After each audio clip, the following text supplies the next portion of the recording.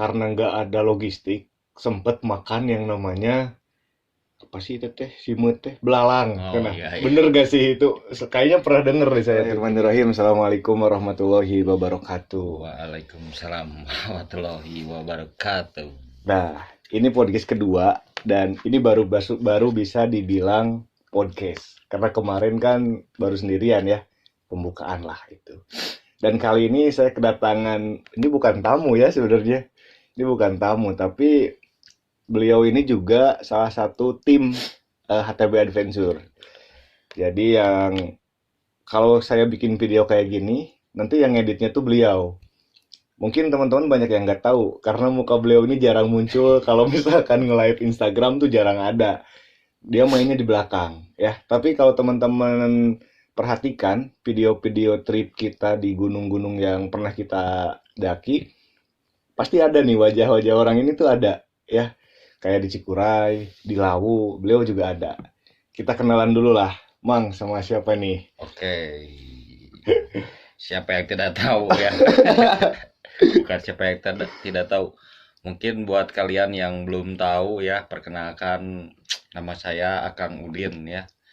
Kalau di anak-anak HTB banyak orang bilang itu si Mamang ya. Ya, Kebanyakan Mamang atau nama panggilannya Bebek Brengsek. bebek brengsek, Mamang bebek brengsek. Atau ada lagi, pas waktu bareng DJ Putri tuh, Oh iya, benar. dia tuh ngakuin kalau dirinya itu pria ganteng, sejagat raya ya. Ganteng sejagat raya. Dulu pernah jadi pria ganteng kontroversial, sekarang sejagat raya. Ya, Gila. Pak. Tiap tahun kita ganti-ganti aja lah. Tapi kalau akun Instagramnya mah nanti dicantumin aja ya di sini. Ya, Di follow bro. betul. Ya. Jadi gini Mang Udin. Nanti teman-teman yang dari Jawa, sorry kalau kita campur ya, karena di sini ada Kang Udin juga. Kita sama-sama orang Sunda. Jadi ini tuh masih satu darah lah, kita saudara ya. Saya tuh ponakannya si Mang Bebek ini. Mang Bebek aja ya biar lebih enak. Boleh. Bebas. Padahal saya paling canggung kalau manggil dia Mang Bebek. Pasti Mang Udin gitu. Sampai ngerokok lah, boleh. Boleh, di sini emang bebas Mang Udin. Karena belum ada sponsor ya. Buat yang mau naruh sponsor di sini boleh banget ya. Oke, gini Mang Udin. Saya tuh bingung nyari narasumber buat ngomongin pendakian di podcast HTB ini. Kemarin-kemarin kita juga kan nyari-nyari nih, kira-kira siapa sih yang cocok buat ngisi podcast di sini. Karena rencananya di podcast HTB ini kita pengen ngobrolin tentang pendakian. Nah, berhubung Mang Udin juga banyak sih latar belakangnya dia mah. Dari mulai anak musik, anak motor, dan anak gunung juga gitu kan. Saya pun juga belajar dari beliau. Dulu pas pertama ke Cikuray juga bareng Mang Udin gitu ya, ke Gunung Cikuray bareng si Yamin tuh, si Imron. Cuman di sini nanti kita bahasnya iya mah kemana weh. Betul. Kayak itu kadieu nya ngobrol ke nana terutama tentang berita-berita yang lagi ramai sekarang ya. Biasanya penonton YouTube tuh paling suka sama video-video yang lagi rame kayak gitu. Cuman kalau dari latar belakang, kapan sih Mang Bebek ini mulai naik gunung?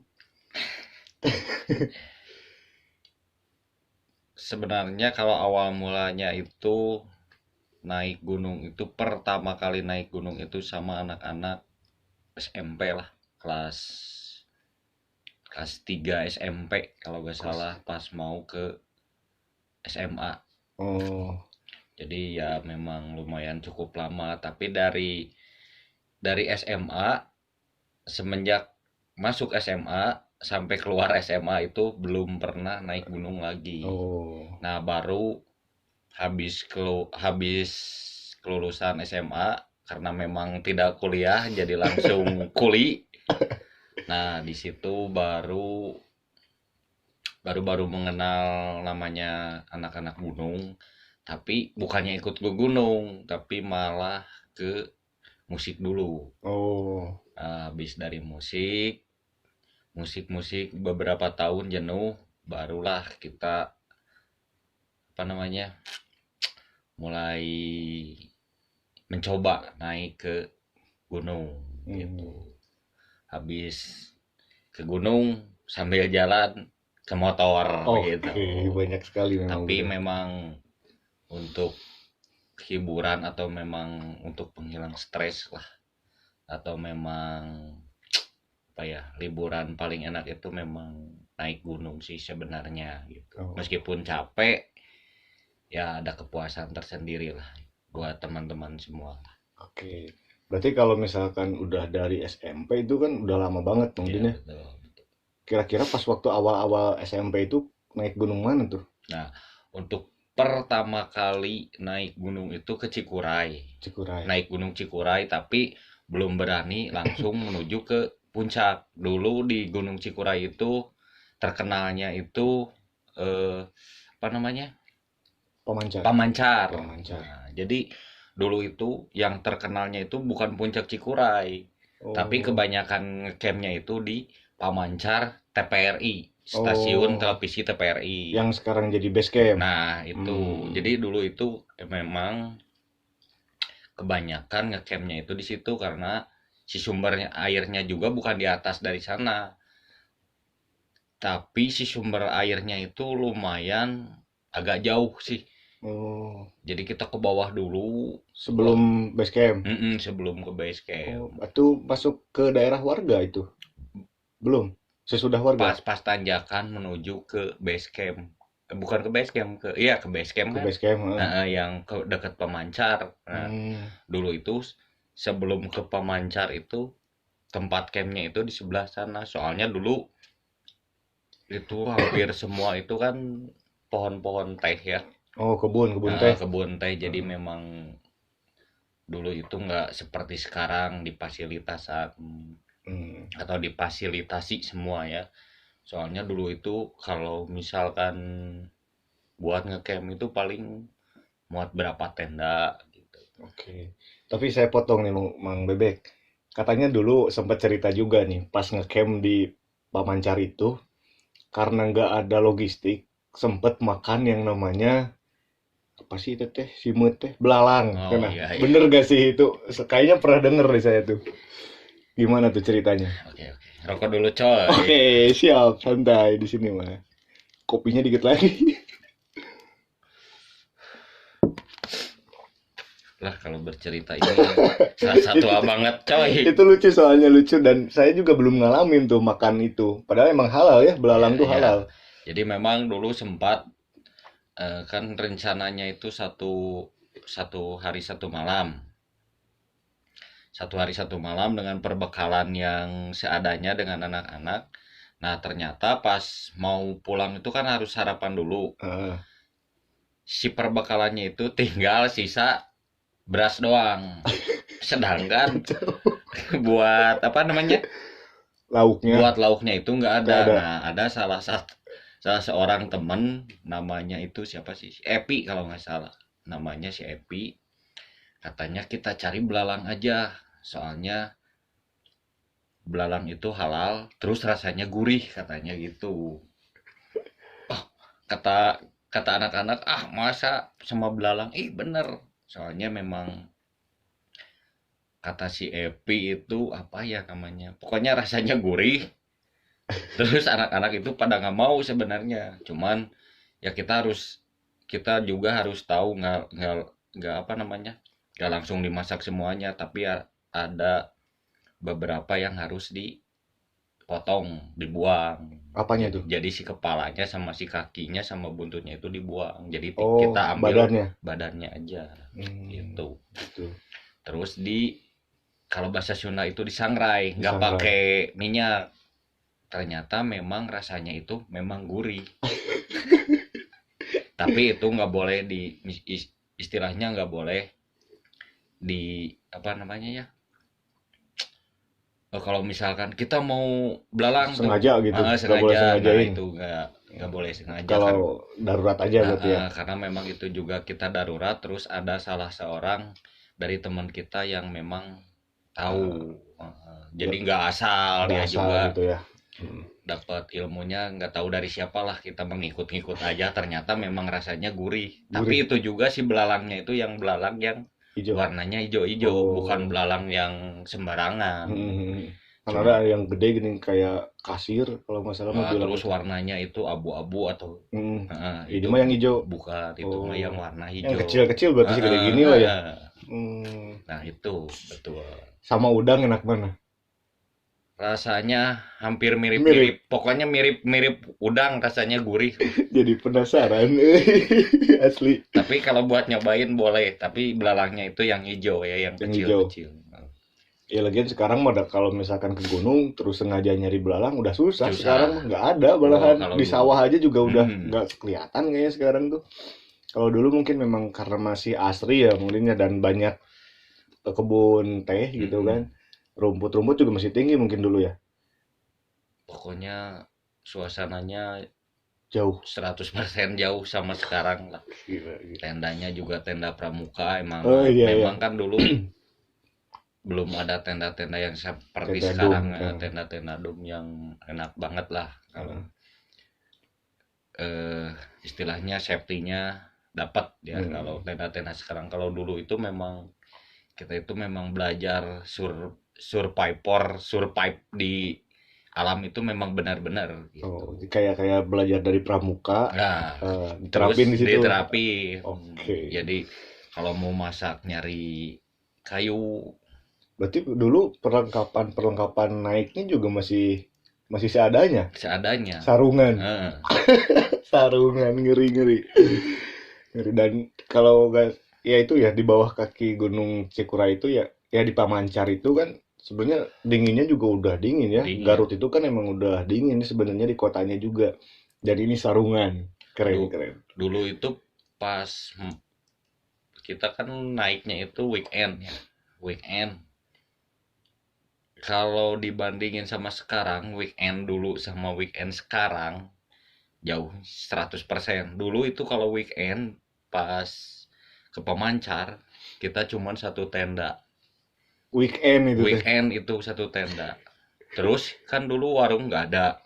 Kalau kita mau misalkan rokok habis atau perlengkapan makanan, kebutuhan makanan habis, kita nunggu mobil si karyawan TPRI ke bawah.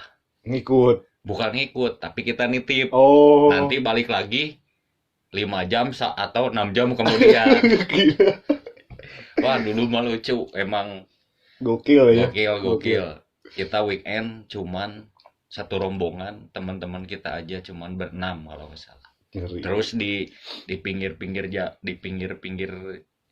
jalan menuju pos Pemancar itu masih banyak pohon-pohon cemara itu ya rapat ya. Jadi enak gitu. Sekarang Terus, udah nggak ada. Di pinggir-pinggir ke sini itu hampir semua kebun teh kalau sekarang, Bang. Berarti dulu mah belum ada yang ngelola tuh ya. Jadi ngecamp di situ juga nggak harus bayar itu ini. Enggak ada. Itu juga si tempatnya itu nggak enak ya. Miring. Pas tanya kan. Iya, pas aja kan coba. Miring, tapi ya kan masih banyak petani yang kebun teh di sana. Mereka cukup membantu kita semua dengan memberikan atau membantu pas kita mau ngecamp di sana. Misalkan fasilitas buat ngecampnya dibantuin dulu sama si bapak-bapak sama si petani di sana itu. Jang camping di dia kadeknya ulah sompral. Pasti gitu. Terus kalau mau ke air jangan lebih dari jam 6 lebih, atau misalkan kalau maghrib ke air dulu, terus jangan sendiri, katanya harus diantar kalau bisa. Kok rame-rame lah gitu. Soalnya di bawah kan sumber air, pertama takut ya mistisnya, keduanya takut ada binatang. Soalnya kan lumayan bolak-balik itu bisa 1 jam lah. Apalagi dulu kayak ular kayak gitu masih banyak kali ya di daerah situ. Wah, pokoknya gokil pokoknya. Jauh dari sama sekarang mah. Oke, nah itu kalau pengalaman Mang Bebek yang ya bisa dibilang camping lah ya, camping di kaki Gunung Cikuray gitu ya. kalau misalkan setelah tadi vakum kan, setelah itu vakum tuh nggak ke gunung lagi karena kerja ya waktu itu ya kerja. Pertama kali bener-bener mendaki, ini mah mendaki bukan camping, mendaki gunung ke mana? Cikuray lagi. Cikuray lagi. Cikuray Tapi lagi. nyampe ke puncak. Sampai kalau itu udah zamannya puncak, Mm. nggak kayak dulu. Jadi dulu itu memang camping itu suasananya itu beda sama sekarang ya. Kalau dulu itu kalau naik ke gunung itu memang kalau mau liburan atau menghilang stres itu benar-benar nggak kayak sekarang. Jadi misalkan pas pas nyampe di gunung, kita seperti biasa diriin tenda terus aktivitas biasa. Nah, pas malamnya itu kita ngobrol atau kita sharing, kita curhat itu benar-benar menikmati. Soalnya di kiri, di kanan, di depan, di belakang itu nggak ada yang musik-musikan, Oh yang iya, woi, mana woi, ya, jauh. Memang benar-benar kita sambil tiduran di pinggir apa namanya di pinggir tenda, sambil tiduran pakai sarung, sambil menatap ke atas bintang-bintang sambil ngobrol gitu. Kalau sekarang mah kita susah buat ngedapetin momen yang benar-benar ke gunung itu buat cari inspirasi itu jauh kalau sekarang. Iya. Sekarang lebih jadi kayak ke style gitu ya, naik gunung tuh cuman ibaratnya pengen dapet potret, udahlah buat konten aja gitu kan, Nah, kebanyakan sekarang kayak gitu. Memang apa ya, dilema juga gitu kan buat para pendaki yang sekarang, makin rame yang mendaki. Ketika naik gunung itu ya udah ibaratnya jadi hobinya itu kayak hobi-hobi yang bukan hobi orang-orang tertentu kan sekarang, jadi kayak semua orang bisa lah naik gunung. betul. Sampai akhirnya kejadian nih Mang Udin, ini kabar yang lagi rame-rame sekarang ya. Mungkin saya juga pengen tahu lah pendapat Mang Bebek yang dari dulu udah pernah mendaki terus ngecamp juga, dengan kondisi yang sekarang yang tadi Amang sebutkan juga bahwa 100% sangat berbeda nih sama yang dulu. Kemarin baru-baru ini ada kabar, dan di Garut juga tuh ada seorang anak lah, ya masih anak apa ya, menuju remaja lah ya. Ada yang bilang 12 tahun, ada yang bilang 14 tahun. Kita pun eh, nyari-nyari informasi itu masih belum dapet yang betul yang mana gitu ya. Sama kabar-kabarnya kan ada yang bilang udah ditemukan, ada yang bilang belum ditemukan gitu kan, segala macem tuh beda-beda. Makanya buat teman-teman yang tahu informasi-informasi seperti itu jangan langsung ditelan ya. Harus cari dulu nih sumber utamanya seperti apa. Dan kalau tadi tuh sempat ada yang main ke base camp dari anak SAR gitu, katanya mau ngecek juga ke sana. Sampai saat ini kabarnya masih nihil, jadi belum belum ditemukan ya. Jadi ada seorang anak remaja, dia naik gunung ke Gunung Guntur. Kalau nggak salah hari Sabtu kemarin, hari Minggunya dia hilang. Kira-kira menurut Mang Bebek sendiri, apa sih yang menyebabkan, selain di Guntur juga kan banyak nih kejadian-kejadian orang hilang di gunung itu.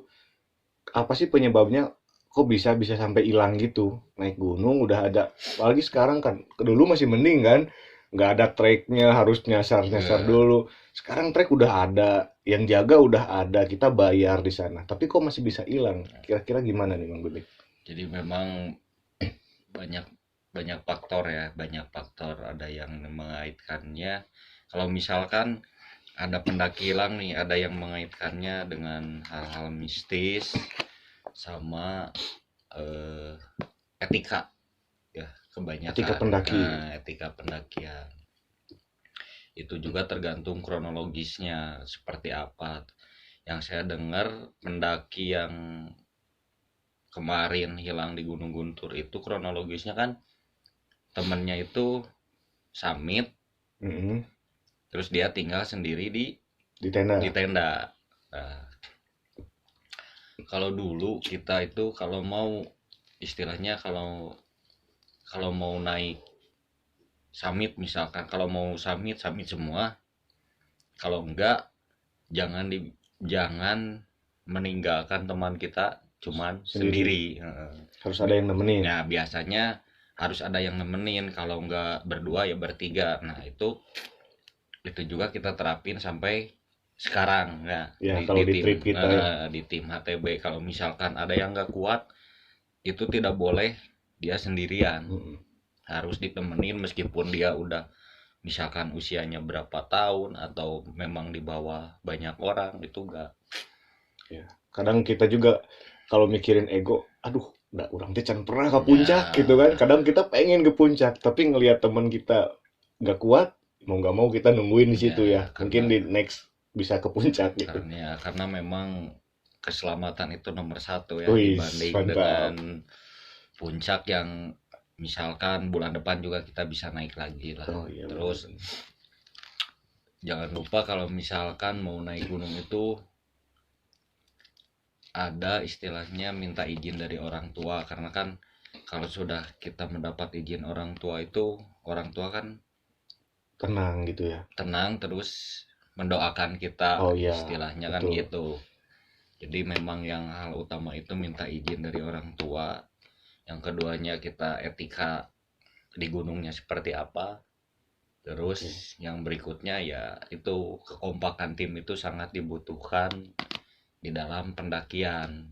Apalagi ini kan mendakinya berkelompok lah. Berkelompok. Iya, jadi Ada 13 orang kalau nggak salah kemarin. memang harus, kalau misalkan ada yang nggak kuat atau memang dia nggak mau nih, dia nggak mau naik ke puncak misalkan karena memang capek atau memang ngantuk, ya kalau bisa itu ada yang nemenin gitu. Oke. Intinya seperti itu, karena memang di gunung itu kan kita tidak tahu ya seperti apa. Jadi memang hal-hal seperti itulah yang harus, apa intinya, yang harus kita perhatikan. Oke, harus disiapkan juga. Iya, Berarti betul. kayak materi yang kemarin ya, Ya, yang perencanaan seperti- perjalanan. Kalau teman-teman belum nonton, tonton dulu nih di sini ya.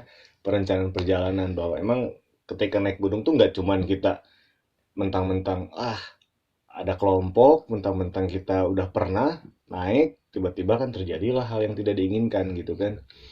Karena memang kita juga pernah kan mengalami seperti itu. Pernah, Ya, pernah, pernah kita pernah. berlima kan. Ya, berlima waktu itu. Kita berlima. Kalau yang buat kalian yang belum pernah mendengar cerita kita ya, Heeh. ketika kita tersesat berlima, kalian bisa tonton Oh, itu CPNS pertama ya? Iya. CPNS pertama itu. Itu. Teman-teman wajib nonton itu kalau pengen tahu pengalaman mistis kita. Kita juga percaya ya, mistis itu percaya. Ada makhluk gaib, kita percaya. Bukan karena, salah satu mungkin karena ya kita juga menurut keimanan kita percaya ada yang gaib. Kedua, kita ngalamin sendiri. Iya, kita ngalamin Kita sendiri. ngalamin sendiri. Jadi memang hal-hal seperti itu ya ada ya. Ada lah. Jadi ya apa namanya, kalian harus benar-benar hati dengan rencana yang matang kalau mau ke gunung itu, dengan tujuannya apa gitu. Ya, meskipun nggak jadi hal yang kita takutkan juga ya sebenarnya ketika naik gunung, takut ada mistis itu ininya, ya itu tergantung kitanya ya. Kalau etikanya baik, insya Allah nggak bakalan terjadi kan. Kalau dulu kita kejadiannya, tonton aja deh biar gak penasaran ya. CPNS pertama. Masa kita ceritain di podcast ya, itu Tuh. khusus di CPNS tuh. Tonton aja. Nah, sekarang gini Maudin. Ini kan kejadian orang hilang di gunung itu bukan 1-2 kali. Ya, Bahkan di gunung-gunung lain banyak lah kejadian. banyak lah ya kejadian-kejadian yang bahkan kabarnya sampai saat ini belum bisa ditemukan. Terus kadang juga ada yang di luar nalar kita gitu kan, tiba-tiba setelah beberapa tahun ketemu lagi, misalkan bisa balik lagi ke rumah. Memang di luar nalar, tapi itu faktanya juga ada gitu kan, gak cuman omong-omong doang. Mungkin selain tadi yang disebutkan Mang Bebek tentang etika pendakian seperti apa, kemudian ilmu-ilmu apa aja yang harus dipelajari ketika naik gunung, kira-kira buat para pendaki yang sekarang makin banyak sekali, tips lain selain itu yang memang harus benar-benar diketahui oleh pendaki, katakan pemula lah, yang baru mau naik gunung, apa dulu sih yang harus dipelajari gitu? Pelajari. Atau yang harus diketahui oleh seseorang yang mau melakukan pendakian? Yang mana mereka itu orang pemula lah, baru naik gunung gitu. Sebenarnya intinya seperti ini, kalau biasanya kita ya kalau misalkan buat orang pertama ya, orang pertama kali mau naik ke gunung, katakanlah mau ke Gunung Guntur, tapi untuk pertama kali biasanya buat tim kita HTB ya, sebelum melakukan ke gunung yang belum pernah kita daki, biasanya kita searching dulu ya, gunung itu ada berapa jalur, terus jalur mana yang sering dilewati atau yang paling terkenal mana. Nah, biasanya kalau misalkan jalur yang banyak dilewati atau banyak ya orang lebih mengenal jalur itu, biasanya kita mendakinya itu ke jalur itu karena memang jalurnya kan sudah banyak dilewati, terus familiar lah ya, sama orang gitu. biasanya kita pilih itu, terus kita juga pelajari medannya seperti apa, cuacanya seperti apa, mitosnya seperti apa juga gitu. Harus dipelajari sampai segitunya kita ya? Sampai ke sana. Jadi maksudnya kita riset dulu. Nah, apalagi sekarang udah ada YouTube kayak gini kan, kita juga kadang suka nge-review ya, kayak waktu di Sagara misalnya, perjalanan sini ke sini sekian menit. Betul. Jadi betul.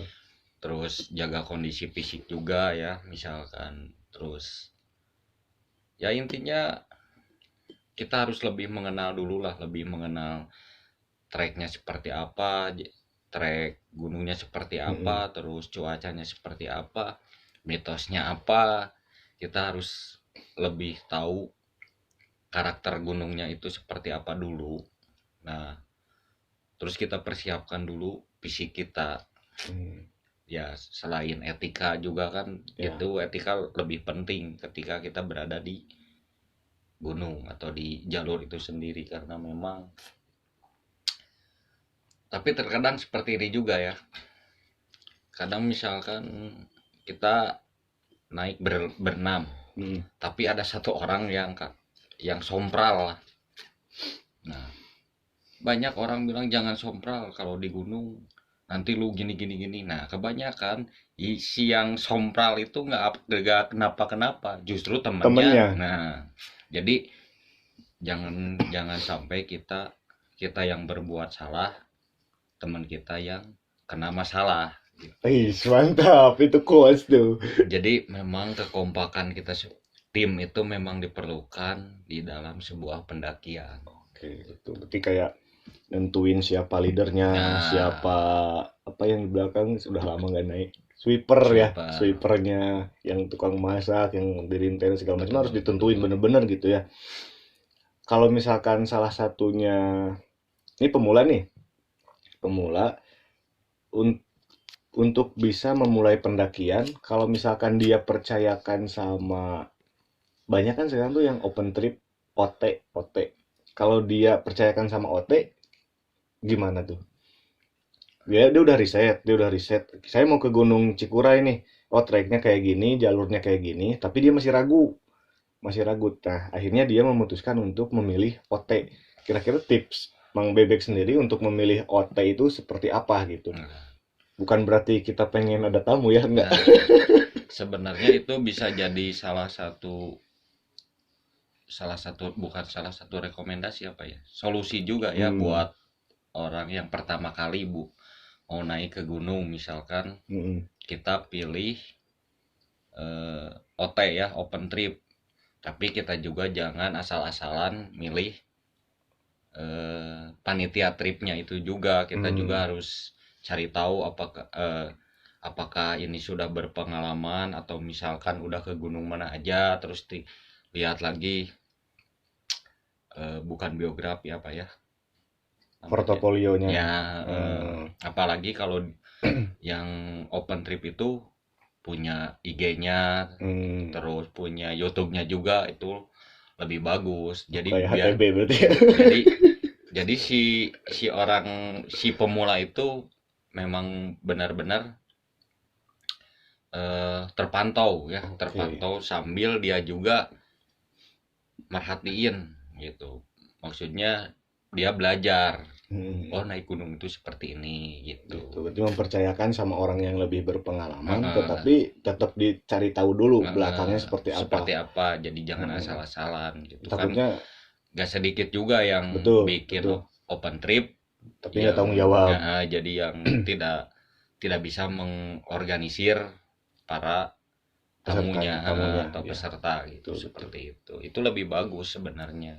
Sambil belajar, si pemula itu sambil belajar ke orang yang lebih berpengalaman seperti Oke. itu. Berarti memang riset itu memang benar-benar diperlukan gitu ya untuk orang-orang yang baru mau mendaki gitu kan. Apalagi yang ada juga kan mereka sudah sering mendaki, tapi ketika dia mempercayakan ke OT-nya, dia daftar OT nih. Ah, saya udah pernah ke gunung itu, tapi saya pengen nyobain ke OT ini. Ternyata tidak sesuai dengan harapan. Kira-kira kalau kan sempet nih, bahkan kita sendiri dulu pernah ngalamin nih Mang Din, waktu kita ada di Gunung Prau kalau nggak salah.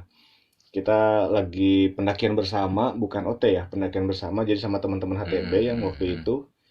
Tiba-tiba ada salah satu, apa namanya, Peserta. peserta, tapi ternyata itu bukan peserta kita ya, Hmm, itu orang lain. ya betul. Cowok cewek kalau nggak salah suami istri ya dulu. Suami istri. Suami istri. Nah, mereka kedinginan dan ternyata setelah kita, apa namanya, evakuasi lah, bisa masuk evakuasi ya, soalnya memang kondisinya dia udah mulai masuk ke hipo Hipo. ya, udah dingin banget sampai badannya di sama Mang Udin kan ya waktu itu di tenda yang gede itu yang Eger tuh. Nah, ketika terjadi kejadian seperti itu dan setelah kita tahu latar belakang mereka, ternyata mereka ikutan open trip Trip.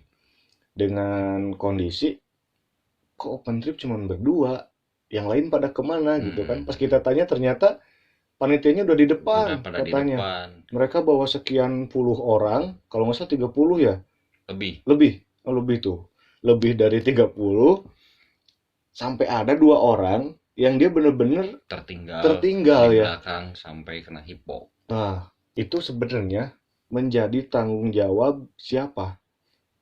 Apakah memang karena kesalahan si dua orang peserta ini karena dia nggak kuat, atau murni dari si panitia OT-nya? Ya sebenarnya itu murni dari panitia OT ya Mm-mm. sebenarnya. Soalnya kalau misalkan kita buka open trip, ketika kita mau melakukan pendakian, tanggung jawab dia mau nyampe berapa jam, misalkan dari perahu ya.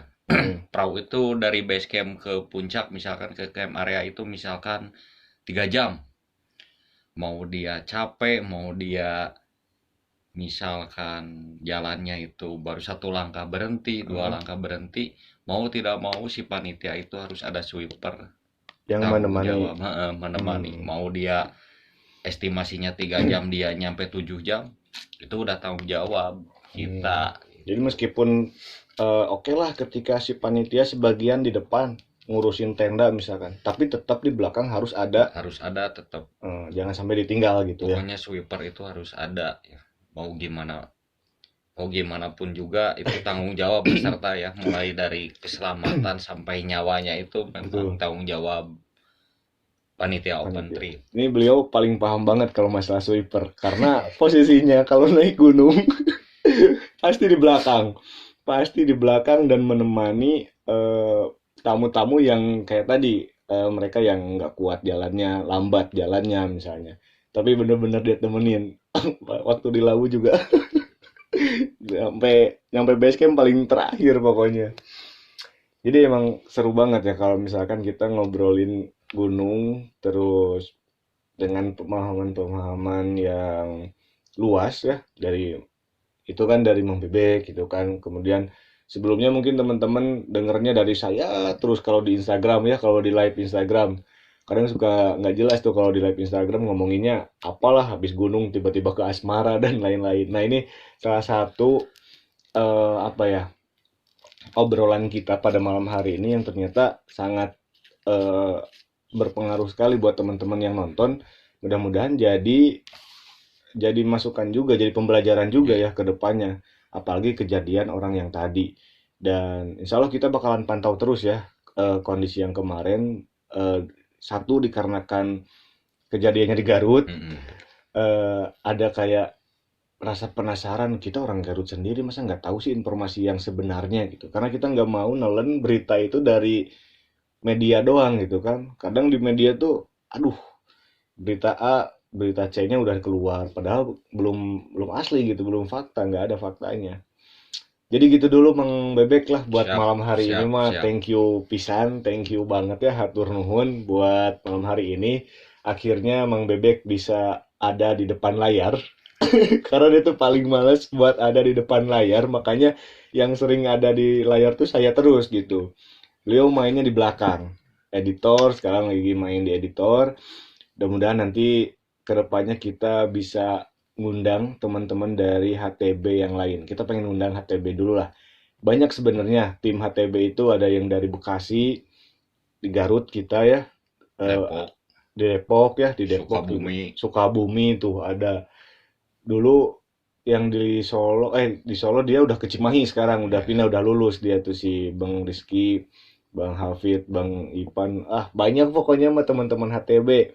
Mudah-mudahan nanti ke depannya kita bisa undang mereka di studio yang sangat minimalis ini ya, Seadanya. seadanya.